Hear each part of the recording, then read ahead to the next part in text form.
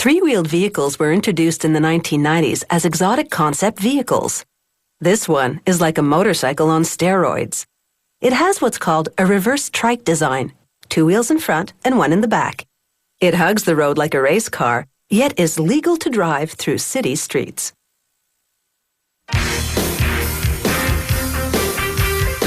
This vehicle goes from 0 to 100 kilometers per hour in just 4.1 seconds. No faster than a motorcycle, but it definitely turns heads. Production begins with 34 steel tube components that will form the vehicle's chassis. A worker places them in an assembly jig. This positions the tubes for welding. After clamping the components in place, it takes the worker about 4 hours to weld 68 different areas together.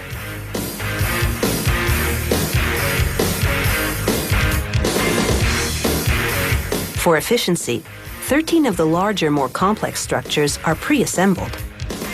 The steel tubes measure 3.8 centimeters in diameter, but the metal itself is only 1.5 millimeters thick. They're like those used in the aviation industry, strong yet lightweight. This company uses a visual reference method to assemble smaller parts of the vehicle. Before starting, a worker places 80 components on a board with labels that identify them. This way, he's certain he won't forget any nuts, bolts, bearings, brackets, or horns. Using an electric crane, a worker hoists the vehicle's 4-cylinder, 152 horsepower, 1200 cc motorcycle engine into the chassis, now tinted black.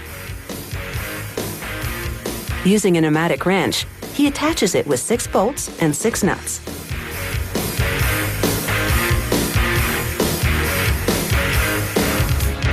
Here, a worker assembles the 50 parts that make up what's called the foot box. This includes aluminum clutch, brake, and gas pedals.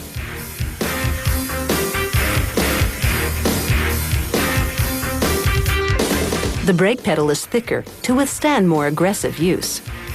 The vehicle decelerates from 100 kilometers an hour to 0 in just less than 29 meters. He coats part of the brake pedal with a liquid sealant so vibrations won't loosen it. Another worker then mounts 2 output hoses and 2 plastic reservoirs for brake fluid. The brake fluid must withstand heat of 343 degrees Celsius, 30 degrees hotter than what's required for most cars. This enables better engine performance. He installs the footbox onto the front of the chassis using 3 bolts. Controlling the speed with the footbox is crucial, since top speed for the vehicle is 230 kilometers an hour. Next, he installs part of the suspension system, a cylindrical gas shock absorber. This attaches to the brake system, which is a zinc-plated rotor and an aluminum caliper. Then they attach what's called the 4-into-1 exhaust manifold. The 4 pipes merge into one to vent the exhaust fumes from the engine. They install the electric fan and radiator assembly. Next, a worker attaches a removable leather-covered aluminum driving wheel to the steering column. The driving wheel locks into place with a spring-loaded latch system. Just like a race car, you attach the steering wheel after you sit in the driver's seat so that you can get inside the vehicle. The collapsible steering column is part of the instrument cluster. This includes dials showing the vehicle's speed, mileage, and fuel. There are also switches for turning signals, hazard flashers, high and low beam lights, and to start and kill the engine. Next, workers install the rear wheel to another part of the suspension, called a swing arm. They attach it with 1 bolt that's nearly half a meter long and 2 smaller bolts. Workers then install a chain on the rear wheel assembly. When the vehicle's running, the chain's 94 links revolve on 2 sprockets to make the wheel turn. Rubber O-rings on each link prevent dust from damaging the chain. Finally, workers attach 19 molded fiberglass body parts. This factory offers 6 standard colors and several custom colors. When assembled, the vehicle is nearly 3.5 meters long, almost 2 meters wide, and just over a meter high. If you have a motorcycle license and a spare $50,000, you too can burn the pavement on this mean set of wheels.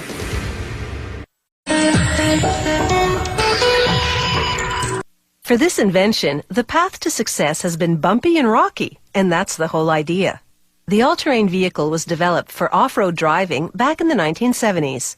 The first machines were three-wheelers, and then the safer four-wheelers came along, improving on a concept that was truly trailblazing.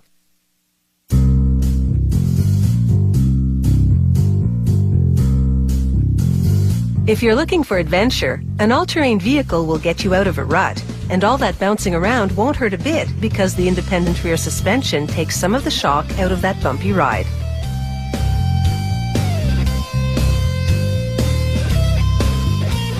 To make an all-terrain vehicle, they clamp pieces of the steel framework to a work table.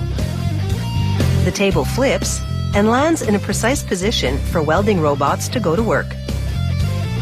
These computerized robots do all the big welds. Humans take over for the more intricate work.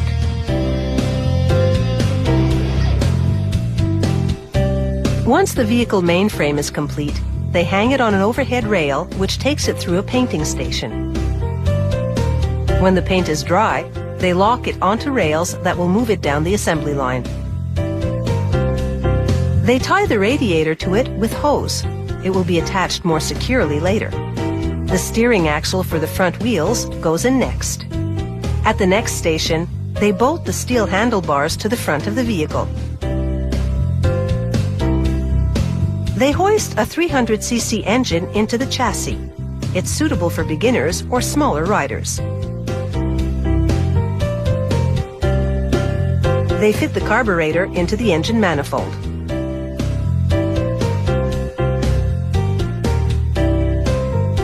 Moving down the line, they install the suspension system for the front wheels and run the brake lines to the brake discs. They brace the suspension with a steel bracket. The extra support will come in handy when this ATV is on rough terrain. They push the outer exhaust pipe onto one that extends from the engine and hook them together with springs. Then they slide the front and rear clutches onto grooved shafts and connect them with a rubber belt to transmit power from the engine to the transmission. The radiator has been permanently mounted to the chassis, and they bolt the coolant tank to the framework above it. The 17-liter fuel tank goes between the handlebars and seat. They insert the air filter box in an opening behind the tank and put a lid on it. This much bigger lid goes on the storage box in the front. And after a little trademark artwork, they push the instrumentation panel into place between the handlebars. Footwells, made of rigid plastic, flank each side of the ATV.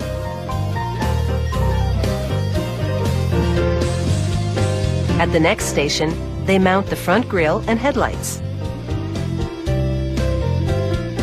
They screw a rack onto the back. It can be used to tie down anything from camping gear to game.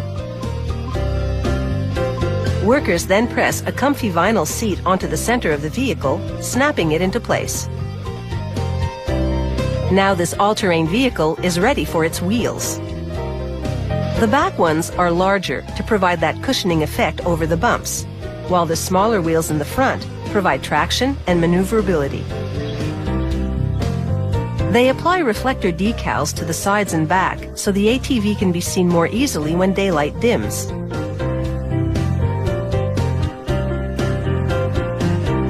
The tank has been fueled, and this ATV is ready to take a ride on the drum tester.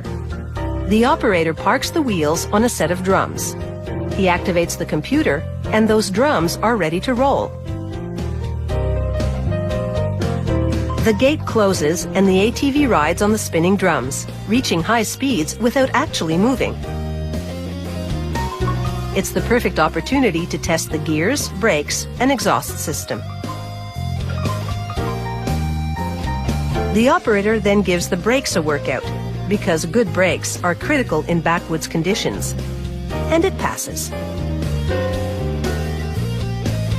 From the three-wheel machine of the 70s to the flashy four-wheeler of today, the ATV continues to be popular off the beaten track.